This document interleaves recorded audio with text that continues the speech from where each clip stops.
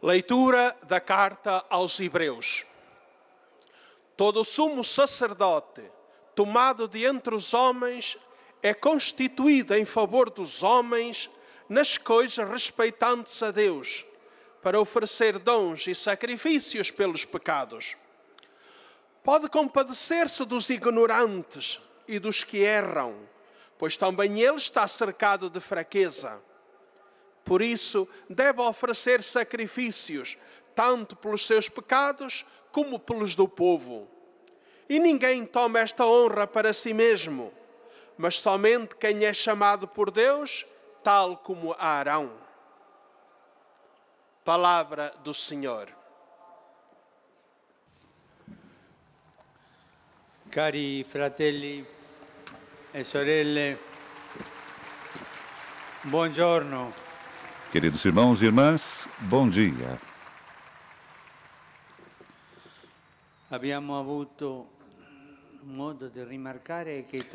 Tivemos a oportunidade de recordar que os três sacramentos do batismo, da confirmação e da Eucaristia constituem juntos o mistério da iniciação cristã, um único grande evento de graça que nos regenera em Cristo. Essa vocação fundamental que une todos na Igreja, como disse aos discípulos do Senhor Jesus. Há também dois sacramentos que correspondem a duas vocações específicas. Trata-se a ordem e o matrimônio. Eles constituem dois grandes caminhos através dos quais o cristão pode fazer da própria vida um dom de amor, seguindo e no exemplo de Cristo, e assim cooperar para a edificação da Igreja. A ordem, que compreende os 3 graus de episcopado, presbiterato e diaconato, é o sacramento que habilita o exercício do ministério, confiado pelo Senhor Jesus aos apóstolos, de apacentar o seu rebanho, no poder de seu Espírito e segundo o seu coração. Apacentar o rebanho de Jesus, com o poder, não da força humana, ou com o próprio poder, mas do Espírito. E segundo o seu coração, o coração de Jesus, que é um coração de amor. O sacerdote, o bispo, o diácono, deve apacentar o rebanho do Senhor com amor. Se não faz com amor, não serve.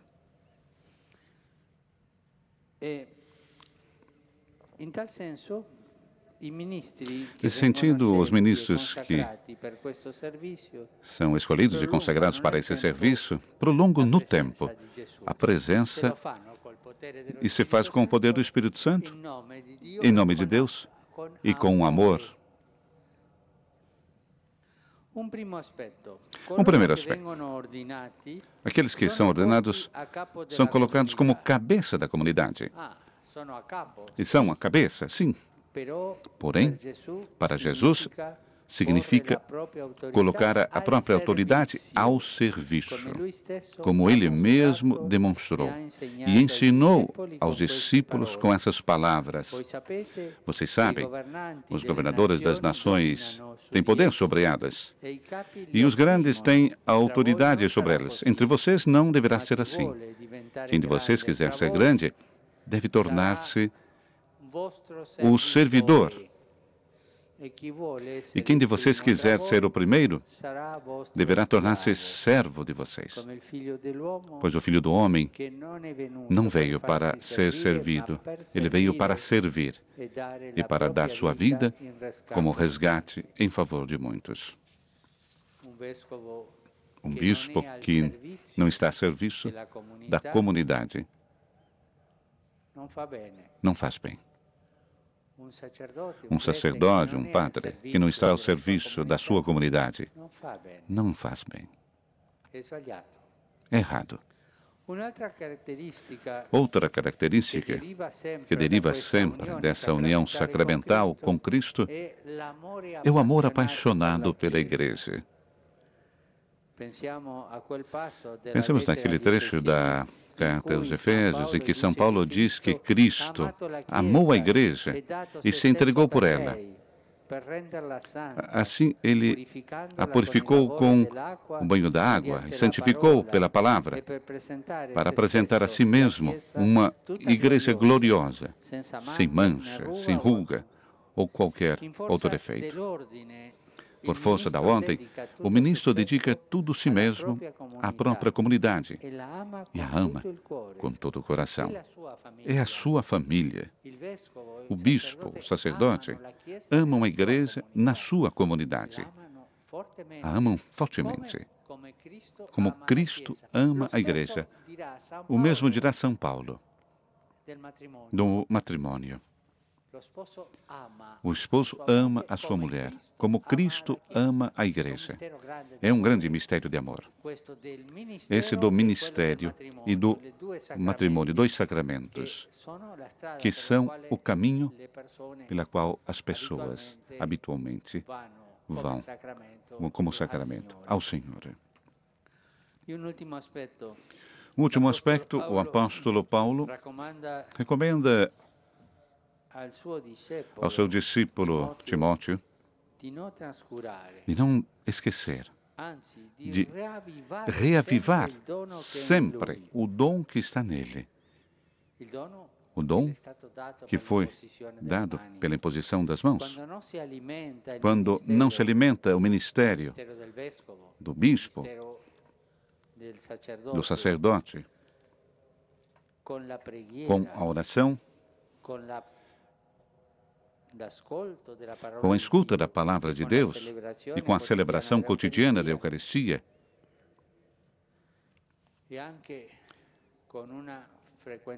e também com uma frequentação constante do sacramento da penitência, se acaba inevitavelmente acabar perder de vista o sentido autêntico do próprio serviço e alegria que deriva de uma profunda comunhão com o Senhor Jesus. O bispo que não reza, o bispo que não sente, que não escuta a palavra, que não celebra todos os dias, que não vai confessar-se regularmente, e também o sacerdote que não faz isso, com o tempo, perdem a união com Jesus. E eles se tornam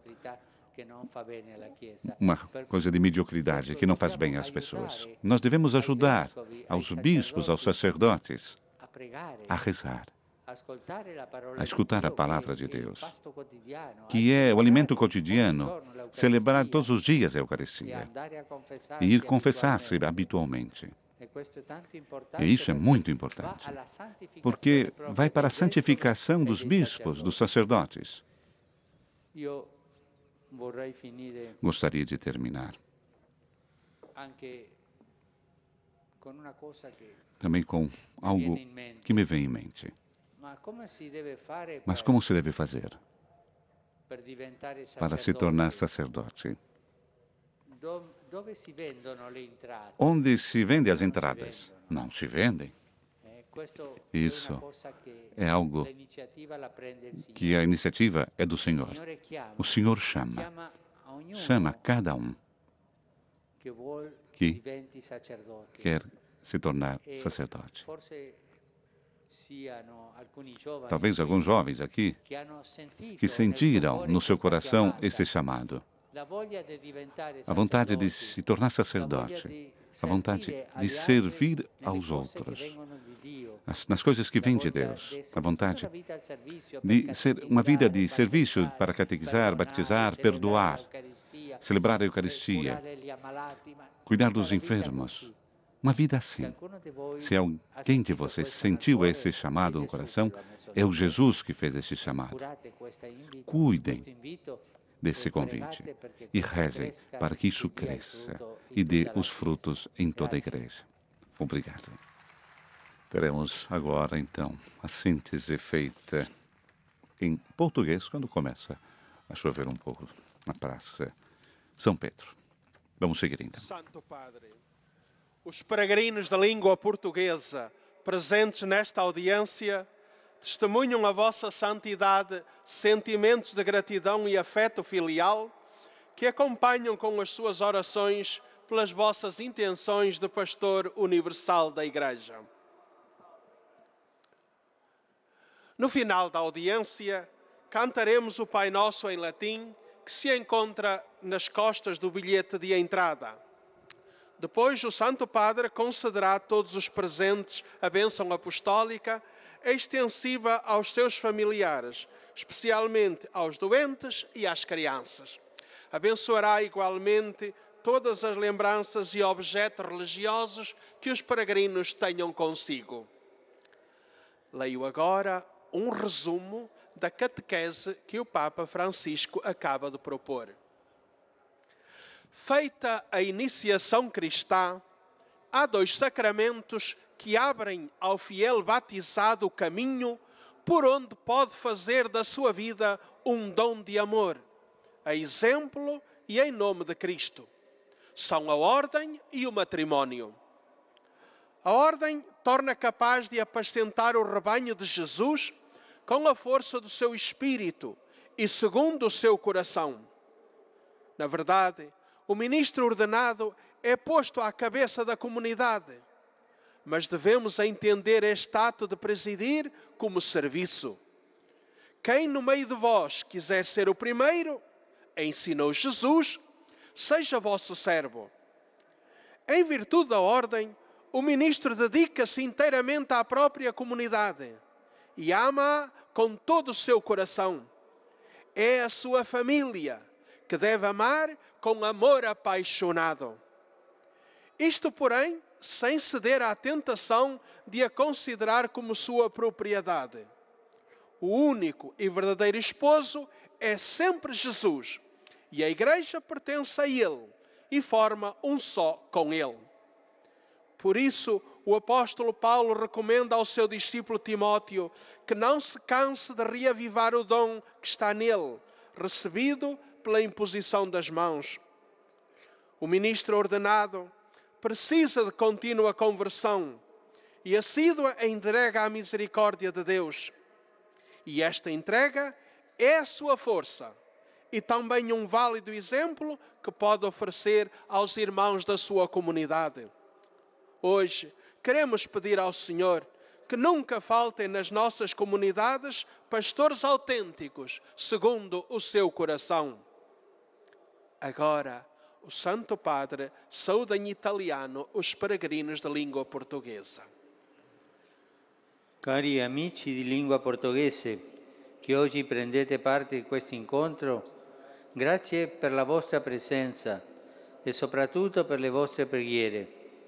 Saluto tutti voi, in particolare il gruppo di Brasilia, incoraggiandovi a scommettere sui grandi ideali di servizio che allargano il cuore e rendono fecondi i vostri talenti.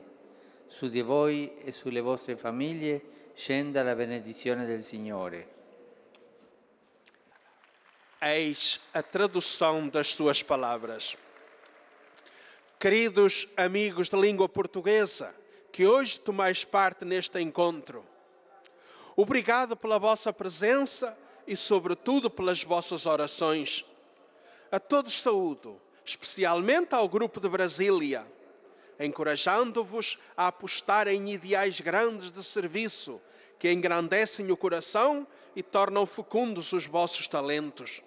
Sobre vós e vossas famílias, desça a bênção do Senhor. Então, também. Realmente um mosaico de guarda-chuvas. Impressionante. A conclusão da audiência com água. Beatissimo Padre, a mesma comunicação feita nas várias línguas, também em italiano. Recordo mais uma vez também que a Arquidiocese de São Paulo se prepara para celebrar a canonização do Beato José de Anchieta. O Papa irá proclamá-lo santo no início de abril, né? E no mesmo dia, indicação do dia 2 de abril, todas as igrejas da cidade de São Paulo, às 14 horas, haverá o repicar dos sinos. Isso será algo muito bonito e um solene Te Deum presidido pelo cardeal Dom Odilo no pátio do colégio. E o arcebispo também celebrará uma missa em ação de graças pela canonização de Anchieta no domingo, dia 6, às 11 horas, na Catedral E da também, Sé. exatamente nesse dia, será então em São Paulo e a outra missa em Anchieta, no Espírito Santo. E o Papa Francisco irá celebrar também uma Santa Missa no dia 24 de abril, na igreja de Santo Inácio, aqui em Roma. Portanto, é um momento de grande festa para a igreja do Brasil. Santo Padre, agora. Saúdo os peregrinos de língua italiana. Vejo que vocês são corajosas. Bom, agora, com essa chuva, que quer mandar a gente embora. Quer expulsar a gente daqui. Ok, obrigado. Sou contente em acolher os grupos paroquiais e associações de voluntariados, a Federação Internacional Piemontense no Mundo, acompanhada do Bispo de Pinerolo, Dom Pier Giorgio Domenati. Saúdo os oficiais e militares do Exército e da Guarda Costeira de Salerno, especialmente aqueles que se preparam para partir na missão de paz no Líbano no próximo outubro. Saúdo as numerosas escolas, especialmente o Instituto Superior Matei de Vasto, que recorda os 50 anos de fundação. Os alpinistas de Lecco e de Basilieri da Toscana. A todos desejo que este encontro suscite um verdadeiro encontro pela paz e solidariedade também com os necessitados. Pensamento especial dirijo aos jovens, aos doentes e aos recém-casados, onde celebramos a solenidade da Anunciação do Senhor à Virgem Maria. Que dos jovens, especialmente os escoteiros presentes, saibam colocar-se na escuta da vontade de Deus como Maria. Queridos doentes, não percam a coragem nos momentos mais difíceis, sabendo que o Senhor não dá uma cruz superior às próprias forças. E vocês, queridos recém-casados, construam a sua vida matrimonial sobre a rocha que é a palavra de Deus. Obrigado. E agora vamos nos preparar para recebermos a bênção presidida com o canto do Pai Nosso.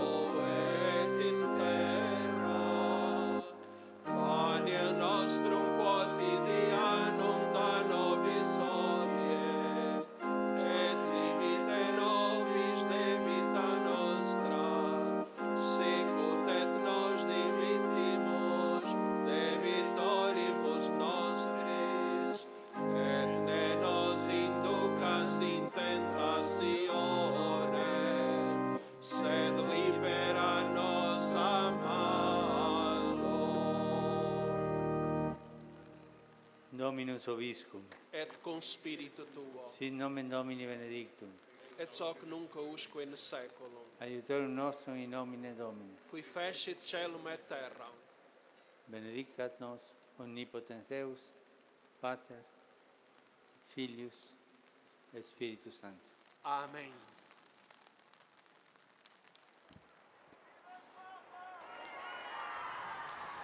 E com a bênção apostólica do Papa Francisco, meio à chuva que nesse momento cai sobre a cidade eterna, chegamos à conclusão da audiência geral desta quarta-feira. Audiência de número 11 desse ano de 2014. A 41ª do pontificado do Papa Francisco.